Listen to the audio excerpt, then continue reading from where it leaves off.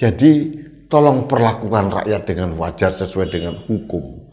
Apalagi orang-orang yang mempunyai rekam jejak jelas, dan lakukanlah melalui proses tahapan-tahapan yang wajar. Dipanggil, diselidiki, diekspos, ditingkatkan ke penyidikan, lalu tetapkan tersangka. Oke, silahkan saja. Penetapan tersangka kita tidak mau intervensi. Tapi penangkapan paksa ini yang mencederai rasa keadilan kita.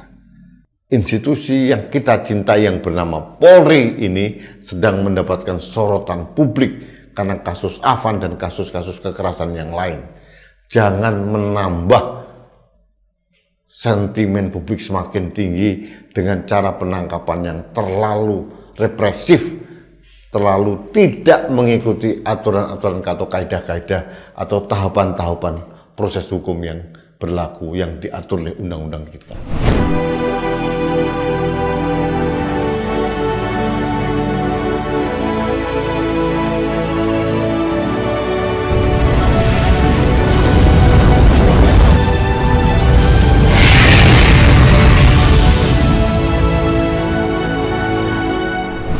Halo Sobat Indonesia, kita bertemu kembali dalam Opini Rudy di akhir pekan. Tentu saja tetap di Anak Bangsa Channel. Jangan lupa subscribe, bunyikan loncengnya, like, share, dan komen. Dukungan Anda sangat berarti dalam upaya kami menjaga Indonesia. Sahabat Indonesia, beberapa hari terakhir ini saya menahan diri untuk tidak berkomentar. Sedih rasanya. Setelah demo yang begitu menyedihkan, menyakitkan, karena ada 10 korban jiwa, dan bagaimana sentimen negatif masyarakat mulai berkobar terhadap aparat kepolisian. Tiba-tiba kepolisian menangkap beberapa orang. Saya setuju sebetulnya, kalau yang ditangkap itu adalah provokator-provokator yang menyulut kerusuhan, menyuruh penjarahan, menyuruh pembakaran, anarkisme, vandalisme. Setuju saya. Nah, ada soal yang sangat serius ini. Di tengah ketidakpercayaan atau kemarahan masyarakat terhadap kepolisian, terutama dipicu oleh kematian Afan Kurniawan, pihak kepolisian tiba-tiba menangkap beberapa aktivis. Sebut saja 2 orang yang saya kenal, Dilpedro Marhen dan satu lagi Sahdan Hussein. Dilpedro Marhen ini adalah direktur Lokataru Foundation.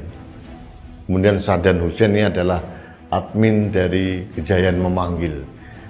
2 orang ini meskipun saya tidak kenal pribadi, saya mengikuti rekam jejak keaktivisannya.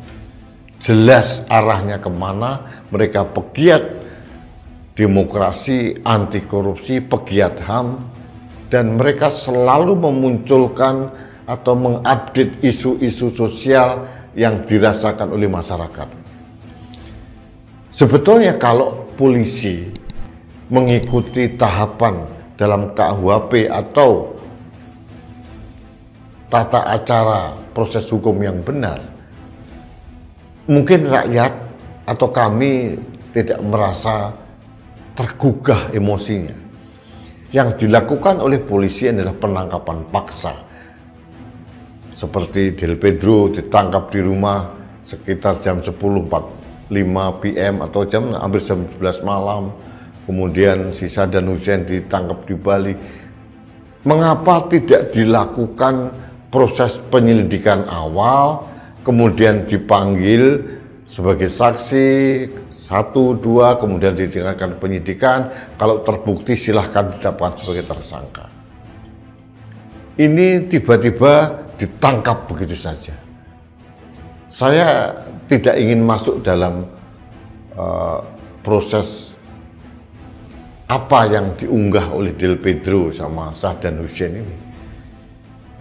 Tapi bisa saya bayangkan bahwa mereka ini aktivis dengan rekam jejak yang sangat jelas.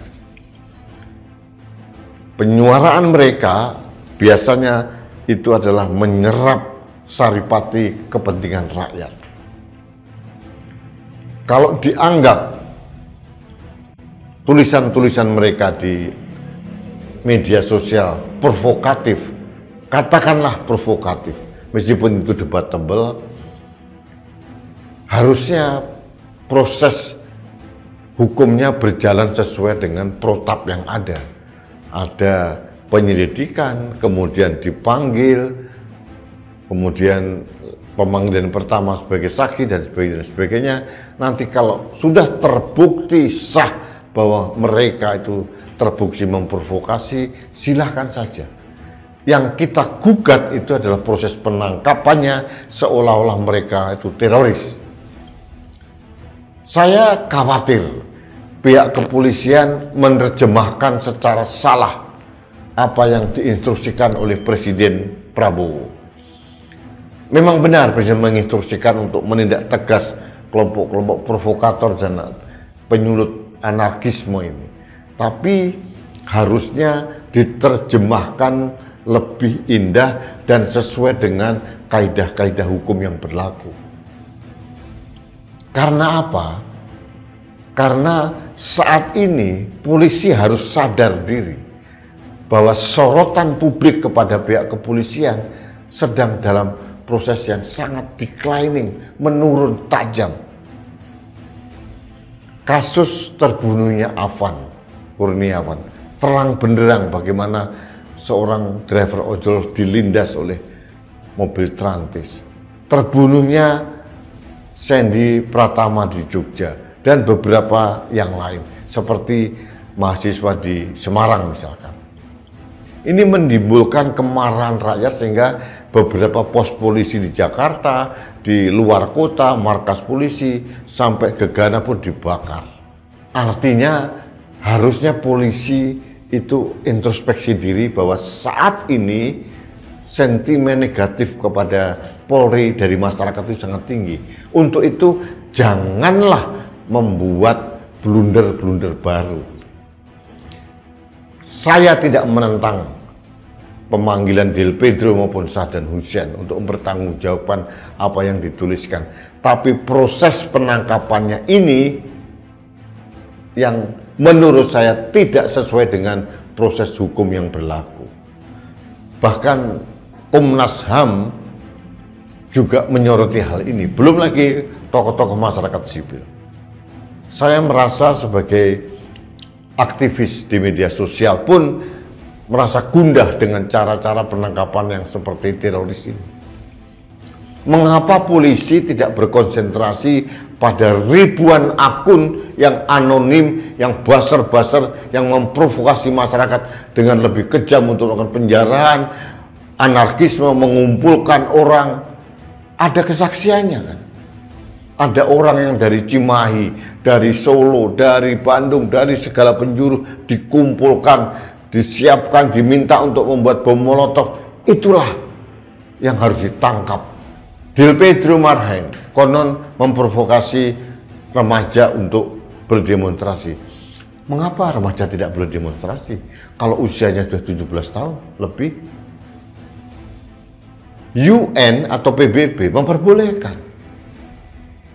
Dulu pernah ada demonstrasi anak SMA, STM. Mengapa sekarang dilarang? Kecuali yang digerakkan itu ada anak-anak TK atau SD. Tidak kan? Oke, saya tidak masuk ke ranah materi. Tapi yang saya soroti adalah penangkapan secara paksa yang terkesan dipaksakan, yang melanggar tahapan atau protap proses hukum yang berlaku. Ini akan menimbulkan antipati kepada polisi. Saya menyampaikan ini karena kecintaan saya kepada polisi. Polisi harus sadar diri bahwa sekarang institusi Polri sedang mendapatkan sorotan publik Indonesia maupun dunia. Video terbunuhnya Afan, video penangkapan kekerasan terhadap aparat di Semarang, di Bandung, di Bogor, di Jakarta, itu mendunia.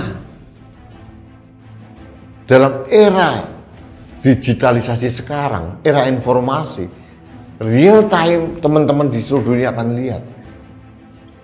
Polisi jangan terlalu overconfidence, harus introspeksi diri, harus humble, dan jangan membuat blunder baru sehingga sentimen publik akan semakin besar. Jadi harapan saya kepada polisi, kepada pimpinan Polri, lepaskanlah Del Pedro Marhen dan Saddam Hussein. Kalau yang lain yang mungkin sudah terbukti memprovokasi pembuatan bom molotov atau apa, silahkan saja. Tapi kalau Del Pedro dan Saddam Hussein, ini rekam jejak keaktivisannya jelas, ideologi perjuangannya jelas, orangnya jelas. Yang justru yang perlu ditangkap itu adalah akun-akun yang anonimus, yang hanya bergambar One Piece, bergambar ini, bergambar itu. Saya punya keyakinan kuat, Direktorat Cyber Mabes Polri itu mempunyai alat atau tool yang luar biasa untuk men-trace koneksivitas antar akun ini seperti apa. Mereka-mereka ini yang perlu diwaspadai. Mereka-mereka yang live di TikTok atau apa, itu yang harus diwaspadai. Akunnya kan jelas. Jadi kalau orang yang mempunyai rekam jejak pasti, janganlah. Kalaupun nanti proses hukumnya akan dilanjutkan, lakukannya dengan prosedur yang benar. Penyelidikan dulu, dipanggil secara baik-baik melalui surat untuk bersaksi, pemanggilan 1, pemanggilan 2, dan sebagainya, didatangkan ahli hukum, ahli dari Undang-Undang ITE, kemudian dikaji, ditingkatkan jadi penyidikan. Itu proses yang wajar. Terus berarti saya ingin disclaimer dulu bahwa saya mendukung langkah polisi untuk menangkap para provokator anarkisme, menangkap provokator yang menciptakan kerusuhan, penjara, dan sebagainya.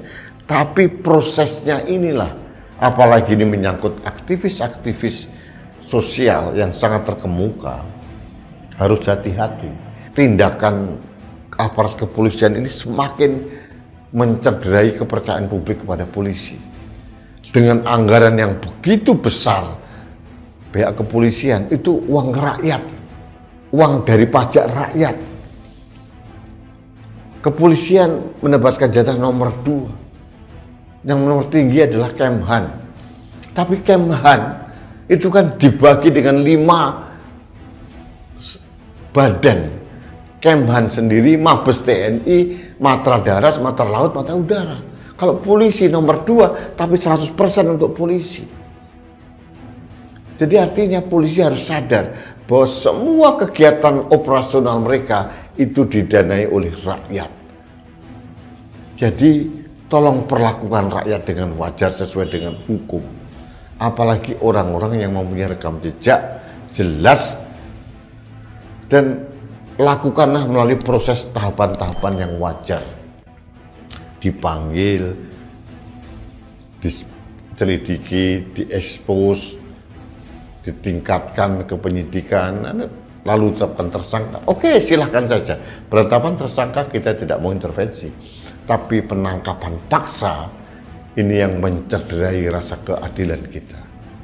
Saya pikir bukan hanya saya saja yang bersuara.